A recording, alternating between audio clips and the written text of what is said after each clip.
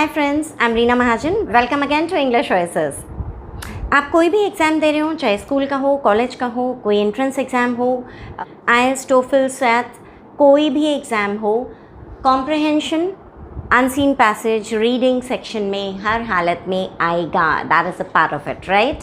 So today let's do unseen comprehension, unseen passage reading comprehension. चाहे आपका passage factual हो, descriptive हो, discursive हो, नरेटिव हो, या फिर कोई एक्सपीरियंस को बताता हो, कोई स्टोरी वाला पैसेज हो, whatever passage it is, उसको सॉल्व करने के 3 टेक्निक्स होते हैं, right? There are 3 ways. There are 3 ways that you can solve this comprehension. The first one is read the passage, go for the questions, and then deduce the answers, write the answers, उसमें से answers find out करिए. Also called the conventional, traditional, पुराना method, right?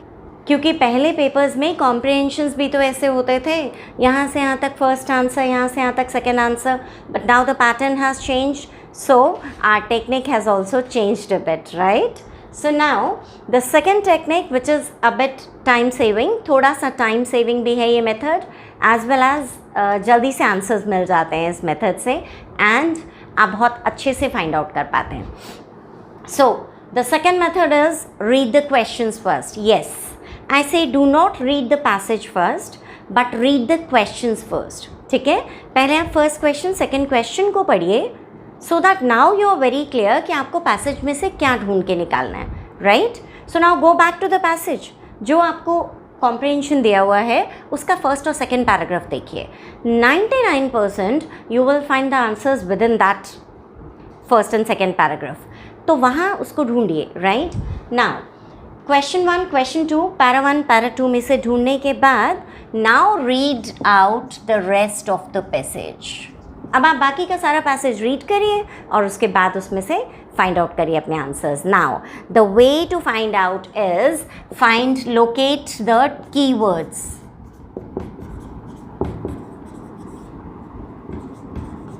Keywords या फिर lead points, lead words या keywords क्या होते हैं? कुछ ऐसे पॉइंट्स. अब वाई, हु, हुम, ऐसे तो क्वेश्चन नहीं पूछा जाएगा. जो भी उन्होंने पूछा है उसके कीवर्ड्स को देखिए. मे बी उसके अंदर कोई ईयर मेंशन्ड है, ईयर 1994, पैसेज में देखिए 1994 कहाँ मेंशन्ड है. हो सकता है उसमें कोई कॉमनवेल्थ गेम्स या कोई ऐसा कुछ वर्ड्स ऐसे हों, उन्हीं वर्ड्स को पैसेज में फाइंड आउट करिए. Now the third technique or the third way to solve your unseen comprehensions is skim the passage. Scheme the passage मतलब जल्दी से एक ओवरव्यू ले लीजिए उसका. थोड़ा सा हमने फर्स्ट पैराग्राफ को रीड किया, अच्छा it talks about means of communication, ठीक है, और ट्रांसपोर्ट के methods. Next paragraph it talks about कौन सी कंट्री में कौन सा मोड ज़्यादा यूज़ होता है. द थर्ड पैराग्राफ, अच्छा फोर्थ पैराग्राफ क्या कहता है, अच्छा लास्ट के पैराग्राफ में क्या कंक्लूड किया. हमने 2 मिनट में इसको फटाफट रीड किया. दैट इज़ कॉल्ड स्किमिंग और taking an overview of everything, right? Now come to the questions and then go back to the passage. Try to find out all the answers now, right? हम keywords को इसमें भी locate करेंगे. इन 3 methods में से आप 5-5 passage हर तरह से सॉल्व करके देखिए और देखिए कि आपको कौन सा सूट करता है, राइट? और जो भी मेथड आपको सूटेबल है, that is the best method. Fine. Now comes how to solve it strategically and smartly, right? हम एक अनसीन पैसेज या कॉम्प्रिहेंशन को किस तरह से बिल्कुल स्ट्रैटेजी के साथ प्लान आउट करके सॉल्व करें. I am giving you all the tips, right? Number 1 is scheme the passage, right? सबसे पहले आपने उसको जल्दी से रीड किया और उसको समझ लिया कि एक ओवरव्यू ले लिया कि what it is all about. Second point is read the questions को how, what, why and which के फॉर्म में चेंज करिए, राइट? उनको ट्रांसलेट करिए हिंदी में, उनको इस फॉर्म में लाकर देखिए कि ये इस पूरे क्वेश्चन में क्या पूछ रहा है. How do we do it, what are the steps to do it, या which is the best method of it, या फिर why does the poet suggest this, why does the author say this. Secondly आप उसको translate करेंगे question को हिंदी में. उसके बाद सेकेंडली आप ट्रांसलेट करेंगे उस क्वेश्चन को हिंदी में, राइट? ट्रांसलेट करने के बाद और उनको इस हाउ व्हाट विच वाई के फॉर्म में चेंज करने के बाद वापस पैसेज में चाहिए और फिर देखिए कि आपको उसमें से आंसर्स कहाँ मिलते हैं, right? Number 3 is underline the keywords. Underline the keywords, जो भी क्वेश्चन में एग्जामिनर पूछ रहा है आपसे उसको आप अंडरलाइन कीजिए कीवर्ड्स को, उसके अंदर क्वेश्चन के अंदर ही कीवर्ड्स को अंडरलाइन कर लीजिए and now go back to the passage. फटाफट से वही वाले वर्ड्स ढूंढिए कहाँ पे हैं and you will get the answer. So the third tip here is there might be some questions, कुछ ऐसे questions जिनमें words एक भारी भरकम सा आपको statement दे दिया जाता है और कुछ इस तरह के words होते हैं validate this answer, justify this statement, right? Elucidate, analyze, elucidate, analyze. अब आते हैं वो वाले क्वेश्चंस जो बहुत ही off the way difficulty level high होता है और जिनकी लैंग्वेज ही हमें समझ में नहीं आती। सो एग्जामिनर कभी कभी क्या करता है, एक बहुत भारी भरकम स्टेटमेंट दे देता है, right, with very difficult vocabulary words and all.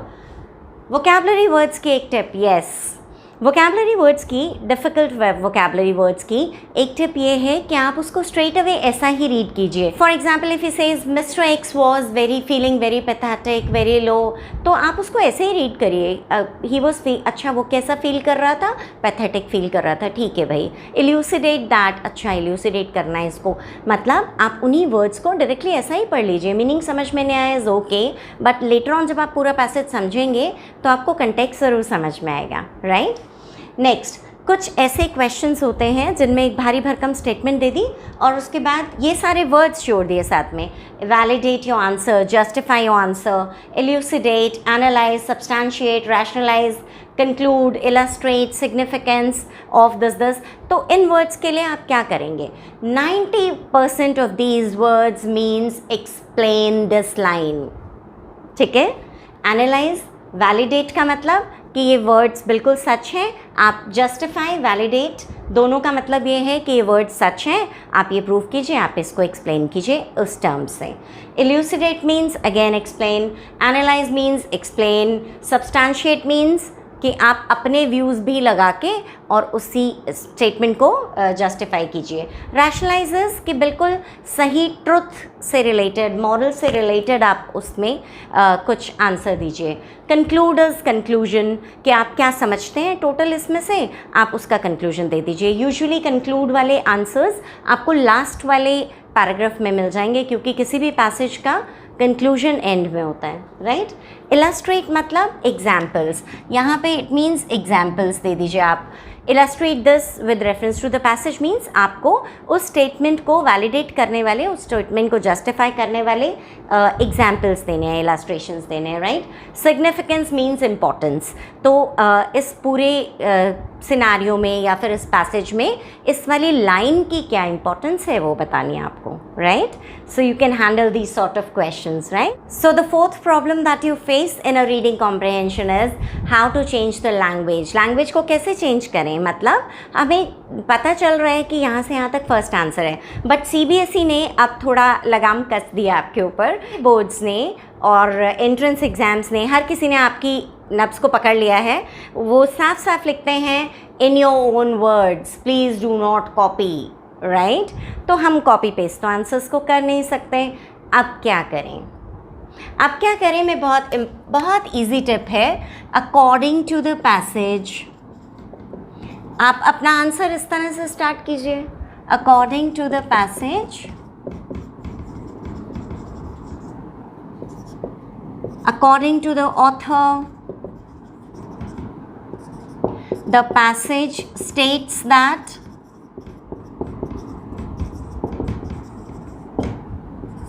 according to para 3 and para 4 of the passage, or you can say the author's viewpoint is, the author's viewpoint is, and then you write the same answer.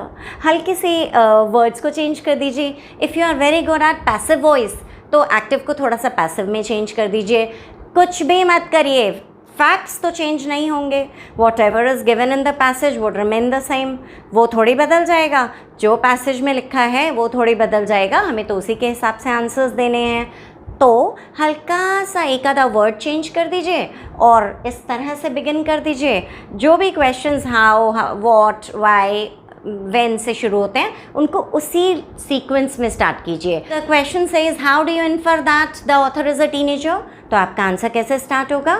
We infer that the author is a teenager by this line that is stated this in the passage. and और अगर एक दो points और हैं तो वो mention कर दीजिए. so it is quite easy to change the language if you follow all these steps. Fine. So the fifth type of question is state your opinion.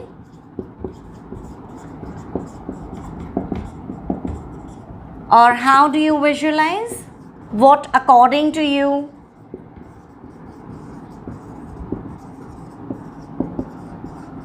So in these questions basically हमारा अपना opinion पूछा जाता है, right? कि हम क्या सोचते हैं, हमारा क्या व्यू पॉइंट है इस सब के बारे में. व्हाट इज़ योर ओपिनियन और व्यू पॉइंट,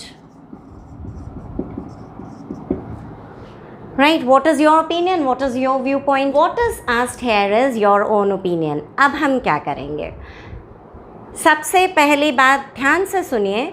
आप वही व्यू पॉइंट रखेंगे जो पूरे पैसेज में चल रहा है. Yes, I agree to the author that, उसका ओपिनियन लिख दिया. और उसके बाद हमें बहुत सारे पॉइंट्स पैसेज में से मिल जाएंगे. वापस पैसेज में जाइए, एक दो तीन पॉइंट्स लेकर और अपना व्यू पॉइंट फॉर्म करके लिख दीजिए. Very easy. Secondly, how do you visualise is again the same. ठीक है. दूसरी बात, बहुत ज़्यादा ध्यान देने वाली बात ऐसे क्वेश्चंस में जहां आपका ओपिनियन पूछा गया है. How do you visualise, how do you see this, what according to you, what are your opinion और view points about it. So listen, हमारा ओपिनियन हमेशा मॉरल्स, एथिक्स और पॉजिटिव व्यू पॉइंट से रिलेटेड होगा, right? जब भी हम ऐसा आंसर लिखेंगे, नंबर वन, जो ऑथर का व्यू पॉइंट है वही लिखेंगे. मान लो कि ऑथर का व्यू पॉइंट बहुत ही रिवोल्यूशनरी है, बहुत ही ज़्यादा वॉयलेंट है, पता नहीं अच्छा सा नहीं है, नेगेटिव सा है, तो हम उसके साथ नहीं जाएंगे. फिर हम अपना ओपिनियन ऐसा देंगे जो कि मॉरल्स से भरा हुआ हो, एथिक्स और लॉजिक और पॉजिटिव थिंकिंग इस सब से रिलेटेड हो, वैसा आंसर फ्रेम करेंगे हम, right? The sixth type of question can be conclude. What do you conclude from this? What do you infer from this? Yes, infer और conclude. तो इस तरह के questions में आप सिर्फ एक ऊपर से fact देंगे या statement देंगे, आप passage में से fact या statement देंगे. Plus you will use some words like moreover, however, therefore, so, furthermore, however, that is why. इन सारे words को लिखते हुए पहले एक फैक्ट या स्टेटमेंट दे दिया पूरे पैसेज में से, उसके बाद इनमें से कोई भी वर्ड्स ले लिया, therefore, however, right? Please write down all these words in front of you ताकि आपको हमेशा उस टाइम पे स्टेट रहें. That is why we conclude this way. You can form this answer, right? So the seventh type of question that would be asked in a reading comprehension is vocabulary. Vocabulary or difficult words, or replace the phrase, or replace the phrase.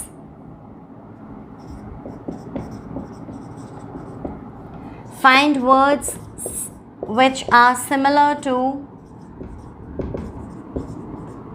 which are same or similar, same as, or find words which are antonyms of, right? कुछ आपको एक छोटा सा phrase दे देंगे या फिर एक word दे देंगे एंड दे विल से कि आप इसके जैसा पैरा 6 में से या इस पूरे पैसेज में से, may be the para is given, and इस पूरे पैसेज में से आप वो वाला वर्ड या वो वाला फ्रेज निकालिए which replaces this given phrase. अब उसकी ट्रिक क्या है? या फिर find the words which are same as. Antonym means opposites, and these are the worst possible questions. अब इनकी बहुत इजी सी ट्रिक। सबसे पहले आप पूरे उस पैराग्राफ में, अगर पैराग्राफ नंबर गिवन है तो आप उस पूरे पैराग्राफ में डिफ़िकल्ट वर्ड्स को फाइंड कीजिए। डिफ़िकल्ट वर्ड्स को फाइंड करिए।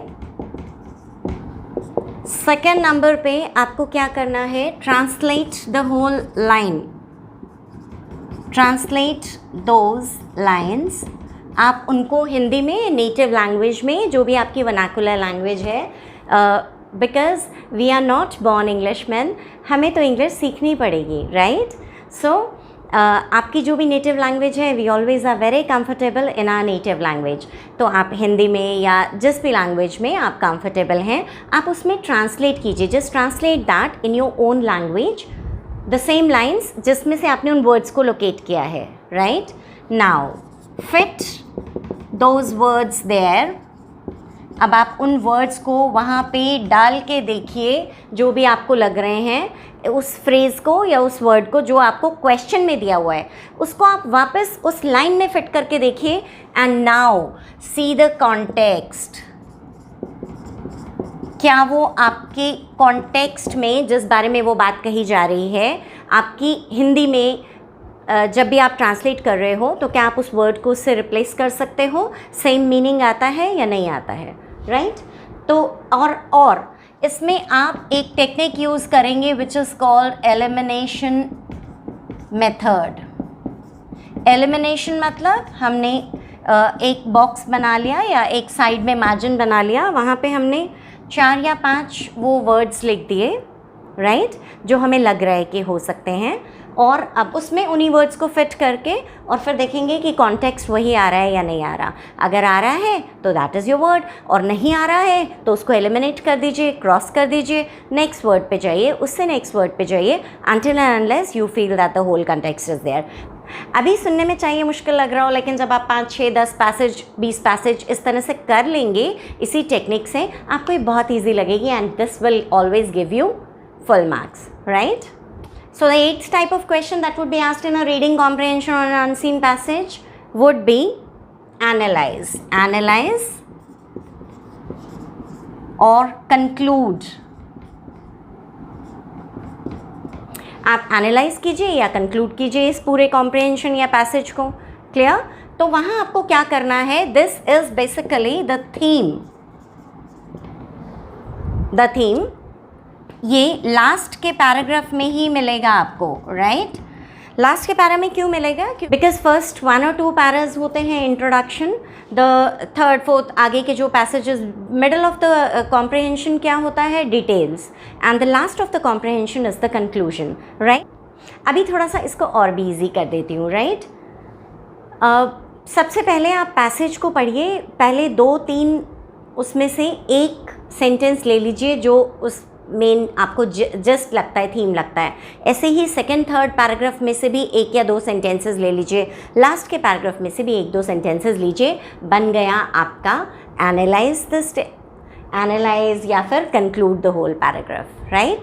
अगेन बीच में आप चाहें तो अगर आपका व्यू पॉइंट पूछा गया है तो according to me, in my viewpoint करके एक लाइन लास्ट में और ऐड कर दीजिए, लेकिन again go with the view point of the author as well as with the positive thinking, morals, ethics, और उस सब के साथ रिलेट करके प्लीज़ वैसा आंसर फ्रेम करिएगा।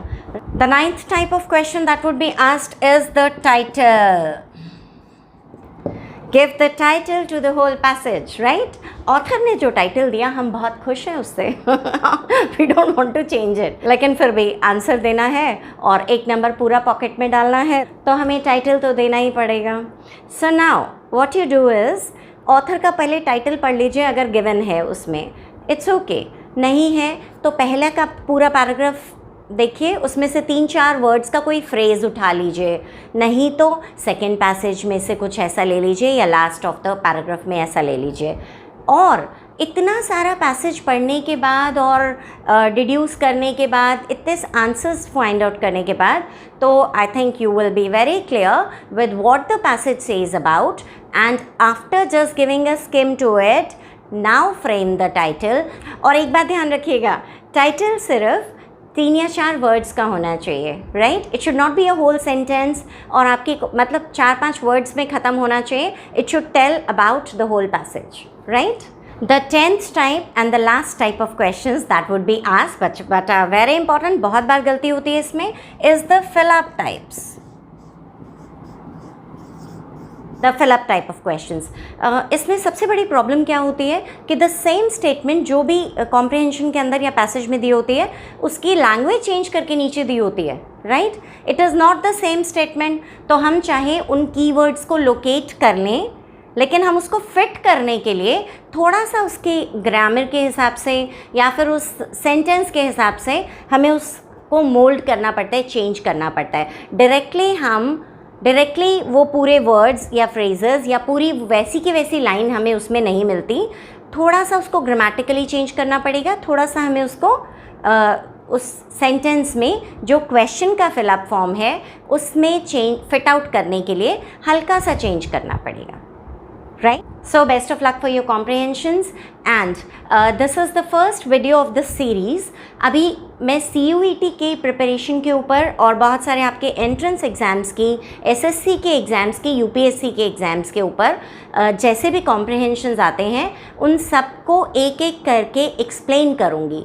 लेकिन पहले मुझे आपको ये सारे टेक्निक्स बताने थे एक जगह पे, क्योंकि जब हम वो पैसेज सॉल्व कर रहे होंगे तो वो सारे टेक्निक्स बताना मुश्किल होता है. सो फॉर दैट रीज़न मैंने आपको पैसेज सॉल्व करने के सारे टेक्निक्स एक वीडियो में बता दिए. आफ्टर दैट अब हम जितने भी कॉम्प्रिहेंशन सॉल्व करेंगे उनको समझना आपके लिए बहुत ईजी हो जाएगा, right? So best of luck. अगर आपने इस वीडियो से कुछ भी सीखा हो तो please please please subscribe to the channel. Channel को सब्सक्राइब करना मुझे बहुत मोटिवेट करता है. Like the video if you have liked it and share it with all your friends, ताकि बहुत सारे लोगों तक ये सारी टेक्निक्स पहुंच पाएँ और हम बहुत अच्छे से कॉम्प्रिहेंशंस को सॉल्व कर पाएँ. बाय.